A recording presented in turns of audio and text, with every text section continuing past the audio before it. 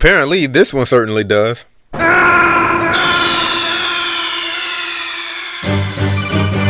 are you okay? Snake? Snake!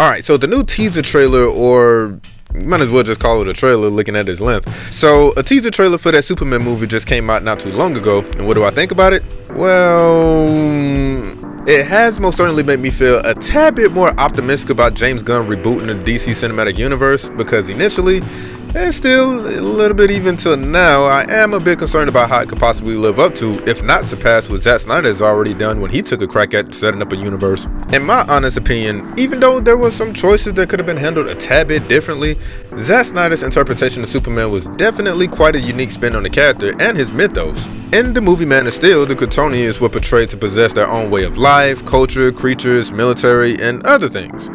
These are some of the things that, if you looked at any other interpretation, it wasn't necessarily expounded upon, nor mentioned to go in depth about unless you read the comics. And there were some criticisms about Zack Snyder's Superman being a tad bit too dark, or, the tone wasn't light enough, it was always too serious, and etc. But from looking at this trailer, James Gunn seems to be taking into account under these criticisms and decided to make a couple of changes. For example, it looks like James Gunn is taking things back to the feel of when Christopher Reeve was doing his iconic portrayal of the character. Not to mention, the inclusion of John Williams' iconic Superman theme is here, just for a respectable callback, but it was done with the electric rock guitar solo.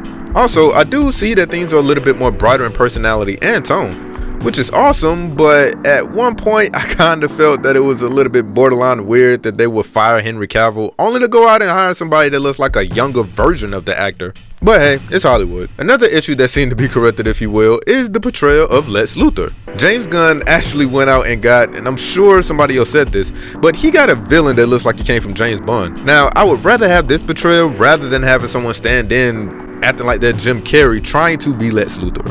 Speaking of characters, there are quite a few in here. We see Hawkgirl, that Green Lantern I always despise his weird looking design, and two characters that look like they will be making their first action live debut on the big screen. You have Mr. Terrific, whose costumes they have gotten right all the way down to the T. And of course, the other character that made this trailer popular, and is arguably the main attraction besides Superman himself, and that will be Krypto. Yes, the dog with powers of Superman is in this, and may have very well have been the highlight of this trailer again.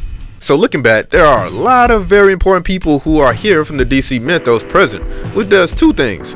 One, it makes me wonder about where in Superman's career that this story takes place, and two, will all of these important DC characters have enough time on screen to the point where they will actually make an impact? Like, if some of these characters was absent, would they even actually be important? Will we actually feel their absence, or will they actually contribute to the overall plot?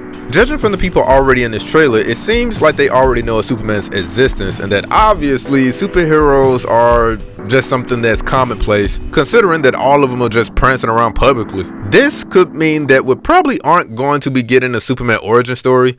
I mean, because we already received that like a bajillion times, kind of like, Spider-Man. Instead, it already seems like he's more established and pretty much just getting his feet wet when it comes to this superhero business. Again, all of these characters could be too much, and ironically is something that was sort of a criticism when it came to Warner Brothers handling Zack Snyder's DCU. Because, I mean, when they were trying to keep up with Marvel already was establishing themselves like over the years with different characters they were bringing in. But when it came down to the DCU, it was one movie, they just threw everybody in there. And unfortunately, bringing in a whole lot of characters with not enough time to pretty much develop them individually, it would become less impactful for when they finally do show up. But within James Gunn's DC universe, instead of getting characters, I mean, we got a whole entire universe thrown at us already. That's all due to dealing with the tie-ins and somewhat confusing conundrum that is the continuity of this universe. So, for a little bit of a backstory, during the Snyderverse run, we had some live-action series held by James Gunn that somewhat tied into it. like the Suicide Squad movie, and of course, Peacemaker. But now that James Gunn is rebooting the whole entire universe, they are no longer connected to the Snyderverse. However, they are now canon to the new rebooted universe that are actually tied in with another animated series known as Creature Commandos. And it's here where we actually get to see our first glimpses of the soon become beloved heroes, which, just like this trailer, is showing them being decimated as our introduction to them. I don't know what it is with James Gunn, but I guess he just likes to bring in heroes being tortured, beaten down, and I don't know what that's supposed to mean. But with all of that said, I do give James Gunn the benefit of the doubt due to how well he did the Guardians of the Galaxy and also the Suicide Squad movie. All of which has always had like an ensemble of important characters, but they was all memorable, and nobody was really there just taking up space. As far as the visuals go within this trailer, it looks pretty good. And also, this is the first time we actually get to see the costumes fully realized and in action. Now, from the very first time that I saw that new Superman suit, I got to be honest, I really didn't like it. And I still kind of don't like it. Why? Because it looks plain. You know what? It's probably because I was spoiled by Zack Snyder's Superman, because really, he gave us a costume that was so unique within his design and emphasized the fact that Superman is, well, he's an alien. And here, it's pretty much giving the CW vibes. But of course, I could be wrong because we have yet to see what the man behind the costume will bring to the table. Now, am I excited about this movie? I am. Just a little. But really, I'm Superman'd out, y'all. Considering the mere fact that Superman and Lois just ended, and that's been going on for a good minute. And then we get this. All I'm saying is that this film has a whole lot riding on it, and James Gunn needs this win. The DC universe needs this win, and only time will tell. So let's see what they got.